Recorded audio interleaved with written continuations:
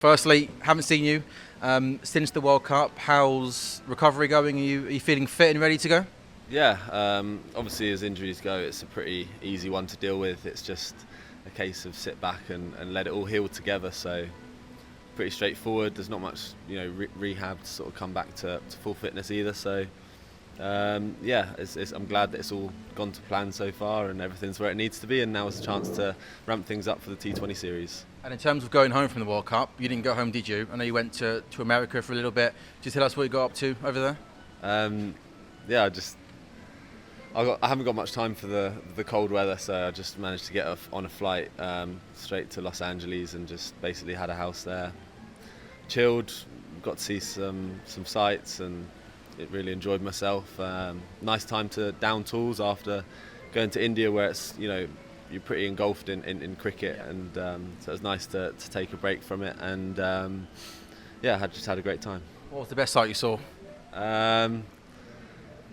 There's too many to name. Obviously, I went to watch the Lakers a few times, which is terrific, and obviously as an Englishman, the timings aren't too friendly to watch a lot of American sports. So to be out there and watch a lot was great.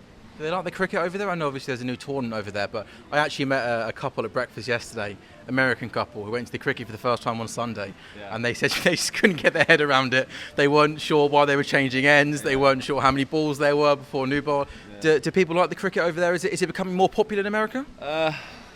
Well, everyone that I met sort of still didn't know what it was. I had to explain it to a lot of people. But you got recognised though? People knew who you were? I got recognised once by a guy that lived in Surrey, but then Gareth Batty over in America, wasn't he?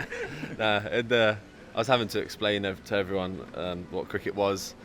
A few people thought it was, a sport that involved horses, and a few others thought it was the sport in Harry Potter. Okay. So, yeah, I mean, I'm sure it's taken off, but maybe it just might not just be there quite yet.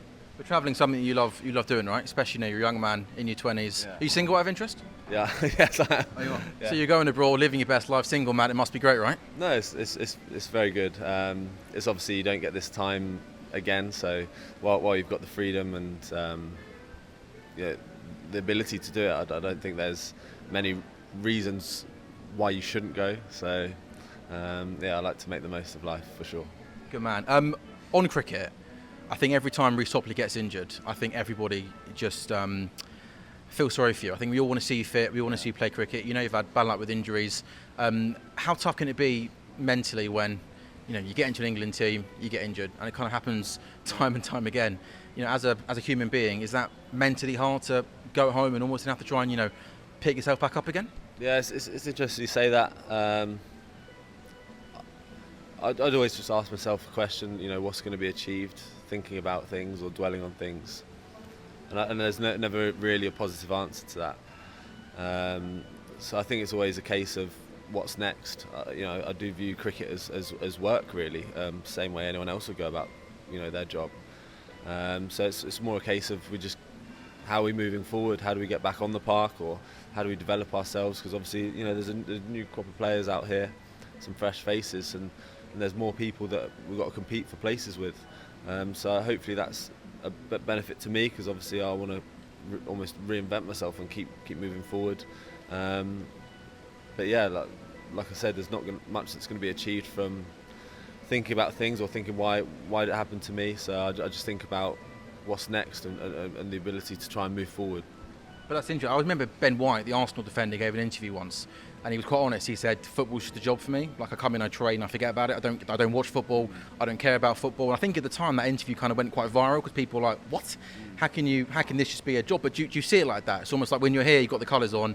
It's your job. You're trying your best, but do you almost find it quite easy to kind of just switch off from cricket? And it's like, I can't imagine you're at home and you're putting on Sri Lanka v Bangladesh, are you, in the first T20, right? Yeah, I probably wouldn't watch that one. I'd give that game a miss. But no, I think you treat it like a job in the way that you obviously respect the job, and you respect the workplace and the equipment and punctuality, things like that. It's obviously something you love, and you love to play. I wouldn't say it's a chore necessarily as a job, but I think about it as strategically when people have plans for their career, etc. The same way I think like that.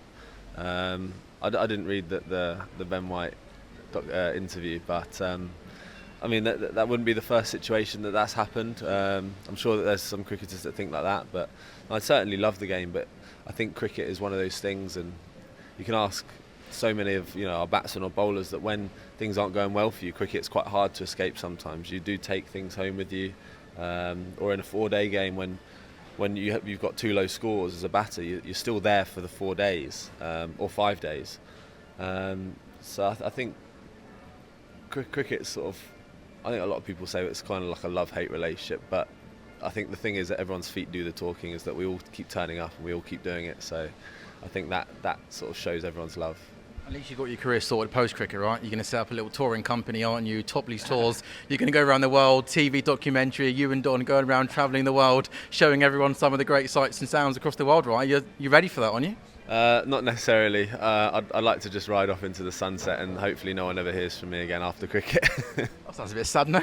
No, just I'm done with cricket, and whatever I want to do in the next career, hopefully it's like it's not necessarily retirement. I think that's a negative thing. It should be like a step forward. Whatever you do in the next career, there's a lot of things in sport that you can take through to your next job, and it should be applying those to hopefully progress, not necessarily regress. On AM, on DAB, via the talkSPORT app and on your smart speaker.